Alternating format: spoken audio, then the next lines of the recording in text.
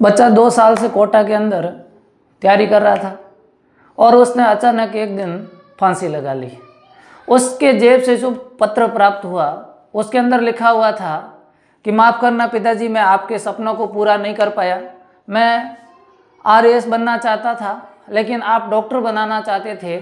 आपने सारा पैसा मुझ पे लगाया और मैं उसका परिणाम आपको नहीं दे पाया और इसलिए मैं अपनी जीवन लीला समाप्त कर रहा हूँ। इसके पीछे का एक बहुत बड़ा कारण है। आइए हम जानने की कोशिश करते हैं कि बच्चा इस निर्णय तक कैसे पहुंच जाता है कि वो अपने जीवन को समाप्त कर लेता है। क्या इसके पीछे सिर्फ बच्चा जिम्मेदार है या हम भी जिम्मेदार है?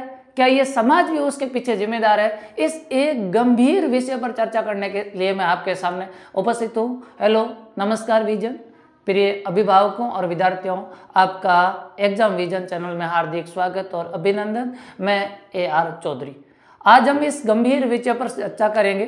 जितनी मैं समझ रखता हूँ, जितनी बताने की कोशिश करूँगा। बाकी आप समझदार हैं, कुछ चीज़ें जो मैं फेस कर रहा हूँ वो चीज़ें आप भी देखेंगे और जानने की कोशिश करेंगे। सबसे बड़ा सवाल ये रहता है कि 10वीं के बाद वो बच्चा क्या करे, क्योंकि अभी वर्तमान के अंदर 10वीं की परीक्षाएं खत्म होने वाली है और हम एक ऐसे रास्ते पर खड़े हैं जहां से बच्चे को एक स्ट्रीम का चयन करना है। वो किस स्ट्रीम का चयन करेगा? साइंस में जाएगा, आर्ट्स में जाएगा, कॉमर्स में जाएगा? ये चयन करना एक सबसे कठिन सवाल हमारे सामने खड़ा है। बच्चों के सामने भी एक कठिन सवाल खड़ा है और उनके अभिभावकों के सामने भी एक कठिन सवाल हमारे सामने खड़ा है। ये ही निर्णय तय करेगा कि बच्चा भविष्य के अंदर क्या बनने वाला है और उससे हम और परिवार क्या उम्मीद कर सकते हैं। आइए इस पर चर्चा शुरू करें। आज का हमारा प्रश्न ये है, कक्षा 10वीं के बाद विद्यार्थी क्या करे?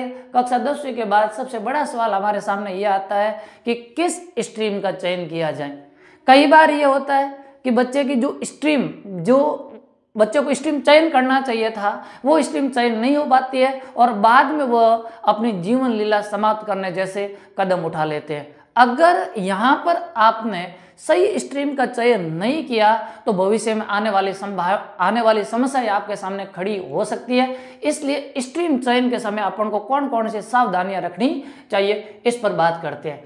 कई बार हमने देखा है कि बच्चा जब स्ट्रीम चयन करता है, प्रॉब्लम ये भी होती है कि बहुत सारे विद्यार्थी ऐसे हैं जिनके पेरेंट्स है वो शिक्षित नहीं है या पेरेंट्स है वो स्ट्रीम के बारे में नॉलेज नहीं रखते हैं और इसलिए बच्चा क्या करता है, या तो वो अपने मित्रों के साथ या दोस्तों के साथ या आस पड़ोस के किसी व्यक्ति के कहने पर वो स्ट्रीम का चयन कर लेता है, या फिर वो किसी बच्चे की देखा देखी करता है कि मेरे साथ पढ़ने वाला बच्चा है वो फला स्ट्रीम का चयन कर रहा है तो मुझे भी उस स्ट्रीम का चयन करना चाहिए। इसलिए वो अपनी मनपसंद की स्ट्रीम का चयन नहीं कर पाता है। तो इस चीज़ का ध्यान रखें कि किसी भी दोस्तों के कहने पर, मित्रों के कहने पर या किसी की देखा देखी करके आपको स्ट्रीम का चयन नहीं करना है। इसमें पेरेंट्स भी ध्यान रखें और बच्चे भी ध्यान रखें। दूसरी बात, परिवार और समाज का दबाव, ये बहुत ही वर्तमान समय के अंदर अगर हम फेस करते हैं तो ये बहुत बड़ी प्रॉब्लम हो चुकी है। परिवार के लोग बहुत बड़े बड़े सपने देखते हैं, मेरा बच्चा तो ये बनेगा, बच्चा ये बनेगा, और उनका ये दबाव होता है कि वो इस स्ट्रीम का चयन करे, मैं तो मेरे बच्चे को डॉक्टर बनाऊंगा। जबकि वास्तविकता यह है कि मेरा बच्चा डॉक्टर बनने लायक है या नहीं, ये चीज़ का मैं ध्यान नहीं रखता हूँ। मैं ये चाहता हूँ कि मेरा बच्चा आर्ट्स का चयन कर ले, जबकि बच्चा उसकी योग्य है या नहीं है ये ध्यान नहीं रखते हैं। कई बार परिवार और समाज के लोग बच्चा उस योग्य नहीं होता है और फिर भी उसके ऊपर दबाव देते हैं। दबाव के अंदर वो बच्चा स्ट्रीम का चयन करता है और बाद में वो उनके सपनों पर खरा नहीं उतर पाता है और वो गलत कदम उठाता है। कई बार ये भी होता है, बच्चे की खुद की काबिलियत क्या है, अब बच्चे की योग्यता को अपन जानते नहीं है, बच्चे की रुचि किस में है, अपन बच्चे की रुचि के विषय को भी नहीं जानते हैं, उसकी काबिलियत को भी नहीं जानते हैं और नहीं जानते हुए क्या करते हैं, उस बच्चे पर निर्णय थोप देते हैं। परिणाम क्या रहता है आप सब जानते हैं। तो इसलिए मेरा आप सभी से निवेदन रहेगा कि इनके आधार पर अपने बच्चे के भविष्य का निर्धारण नहीं करें, मित्रों और दोस्तों के कहने पर या किसी के देखा देखी स्ट्रीम का चयन नहीं करें।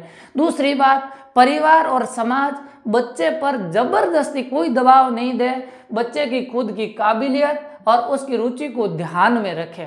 और अगर ये ध्यान में नहीं रखा तो होगा क्या, अगर उसने दोस्तों के कहने पर अपने कैरियर का चुनाव किया है तो भविष्य में उसको कैरियर हो सकता है बदलना भी पड़े। क्योंकि वो उसकी रुचि का विषय है नहीं और भविष्य में वो उस पर कार्य नहीं कर पाएगा, इसलिए उसको बदलना पड़ सकता है। या फिर वो परिवार और समाज के दबाव में लेता है तो मनचाही सफलता उसको प्राप्त नहीं होती है। बच्चा चाहता है कि मैं तो आरएएस और आईएएस बनना चाहता हूँ, परिवार और समाज चाहता है मेरा बच्चा तो डॉक्टर बनेगा, और इस उहापोह के अंदर समस्या क्या होती है, बच्चा जिन सफलताओं को चाहता है वो सफलता उसको मिलती नहीं।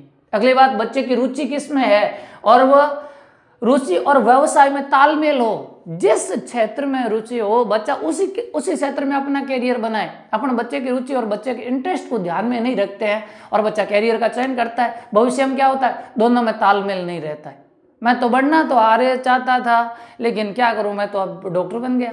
मैं तो डॉक्टर बनना चाहता था और आरएएस बन गया, अब तो मेरे तो ये कोई रुचि का विषय है ही नहीं। तो ध्यान ये रखें कि बच्चे की रुचि और व्यवसाय के अंदर क्या होना चाहिए, तालमेल होना चाहिए। अब एक बेटर निर्णय पर हम किस तरीके से पहुंच सकते हैं उस संबंध में मैं आपको कुछ सुझाव दूंगा और इन सुझावों का आप पालन करते हुए आगे बढ़े। मैं सबसे गौर करके इस बात को बताना चाहूंगा आपको कि कैरियर के संबंध में आप किसी और पर निर्णय नहीं छोड़ें।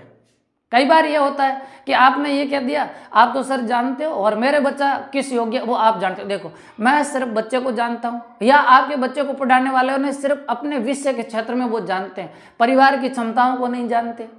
बच्चे का और किस क्षेत्र में रुचि है उस चीज़ को बच्चे को पूर्ण तरीके से वो नहीं जान पाते हैं। इसलिए बच्चे के कैरियर के चयन के संबंध में उसके अभिभावक जरूर शामिल हो।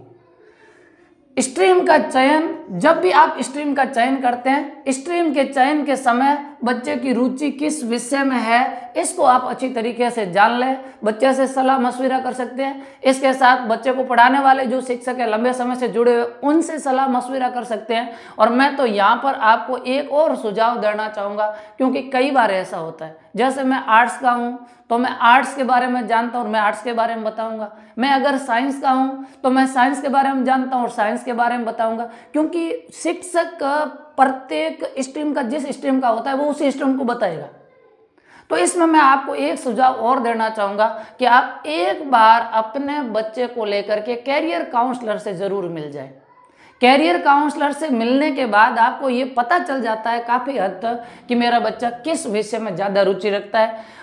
उसके साथ साथ यह ध्यान रखें बच्चे के अंदर कार्य करने का कौशल क्या है और उनकी क्षमताएं क्या है। 50% का बच्चा नहीं है, अपन उसको डॉक्टर बनाने का सपना देख रहे हैं और उसको आगे चल करके ऐसे विषय दिला रहे हैं जिसका उस विषय में न तो कोई रुचि है और नहीं उसमें कोई परफॉर्मेंस है। तो ये आगे चल करके क्या करेगा, बच्चे की क्षमताओं को प्रभावित करेगा और सफलता की जो संभावना है वो अपने आप कम कर देगा। इसके साथ साथ स्ट्रीम चयन के समय ध्यान रखें इन्वेस्टमेंट, ये तीनों चीज़ें आप ध्यान रखना है। इन्वेस्टमेंट, आज तो आपके पास ठीक है आपने कह दिया स्कूल तब नॉर्मली खर्चा था तो हाँ मैं इन्वेस्ट कर सकता हूँ। आज से 4-5 साल बाद मैं इनके संबंध में आपको कहना चाहता हूँ कि आप इन्वेस्ट करते हैं तो आगे वाले 10 वर्षों को ध्यान में रख करके करें। जो 10th क्लास का बच्चा है उसके 10 साल बाद आप इन्वेस्ट की कितनी क्षमताएं रखते हो। और इसके साथ साथ आप इस चीज़ का ध्यान रखें, आपके पास समय पर्याप्त होना चाहिए। आप तो चाहते हो कि बस आपने गिन लिए कि 10वीं के बाद 4 साल बाद फला भर्ती आएगी और ये सरकार ऐसे चल रही है और उसके बाद मेरे बच्चे की सीधी नौकरी लग जाएगी। नहीं, उससे आगे बढ़ करके सोचें थोड़ा सा। और इसके साथ साथ आप ध्यान रखें कैरियर की संभावनाएं। हम जो चीज़ पढ़ते हैं वो सिर्फ ज्ञान के लिए नहीं पढ़ते, उसमें बच्चे का कैरियर बनेगा। तो आज से 10 साल बाद कैरियर की चीज़ें भी आज से 10 साल बाद ध्यान रखें, आज से 10 साल बाद किस क्षेत्र के अंदर कितनी कैरियर की संभावनाएं है और किसके अंदर नई नई संभावनाएं उत्पन्न होने वाली है, उस चीज़ को ध्यान में आज रखें। अगर आज से आप उस चीज़ को ध्यान रखते हैं कि 10 साल बाद उस स्ट्रीम के अंदर या उस क्षेत्र के अंदर कैरियर की संभावनाएं है तो इन्वेस्ट उसी को ध्यान में रख करके करें, बच्चा उसी में अपना कैरियर बनाए। ये कैरियर अगर आपका स्ट्रीम चयन हो जाता है तो उसके बाद की बात आती है बेस्ट स्कूल। स्कूली शिक्षा तो आपकी स्कूल में ही कंप्लीट होनी है, इसलिए आप एक ऐसी स्कूल का चयन करें जो बच्चे की इन सारी चीज़ों का ध्यान रखते हुए वो आगे बढ़ाए। बच्चे की रुचि, बच्चे की क्षमताएं और कैरियर की संभावनाएं, इन चीज़ों को लेकर के आगे बढ़े। मैं आप सभी अभिभावकों से और विद्यार्थियों से निवेदन करता हूँ, 10वीं बोर्ड के एग्जाम खत्म होने के बाद आपके पास चिंतन और मनन विचार के लिए काफ़ी समय है। इसलिए आप अपने आस पड़ोस के, अपने शिक्षकों से और खुद से और इसके साथ कैरियर काउंसलर से मिलने के बाद वो बच्चे के स्ट्रीम का चयन करें, ताकि भविष्य के अंदर बच्चे को कैरियर की बहुत अच्छी संभावनाएं मिल जाएं, उसके सफल होने की बहुत अच्छी संभावना हो और बच्चे की मनपसंद का अगर विषय वो चयन कर लेता है तो बच्चे के सक्सेस होने की संभावनाएं और ज़्यादा बढ़ जाती है। मैं ये इसलिए भी कह रहा हूँ कि जो असफल लोग हैं, असफल लोगों का सबसे बड़ा सवाल ये होता है कि हमें गाइड नहीं मिला, हमें सही तरीके से गाइडलाइन नहीं मिली, हमें पता नहीं था, दोस्त जिस हिसाब से गए हम उस हिसाब से चले गए और बेटर कैरियर का चयन हमारे सामने नहीं हो पाया, इसलिए हम असफल हो गए। तो भविष्य के अंदर ये सवाल आपके सामने खड़ा नहीं हो, इसलिए स्ट्रीम चयन से पूर्व बहुत ही अच्छी तरीके से सोचे समझे और उसके बाद स्ट्रीम का चयन करें। ध्यान रहे, शिक्षा केवल ज्ञानवान नहीं बनाती है, शिक्षा एक मनुष्य को महान भी बनाती है। इसलिए इस संबंध में सोच समझ करके निर्णय लें। मैं आपके उज्जवल भविष्य की शुभकामनाएं प्रेषित करता हूं और उम्मीद करता हूं कि आप सभी के विद्यार्थी, आप सभी के बच्चे पढ़े और आगे बढ़े। जय हिंद, वंदे मातरम।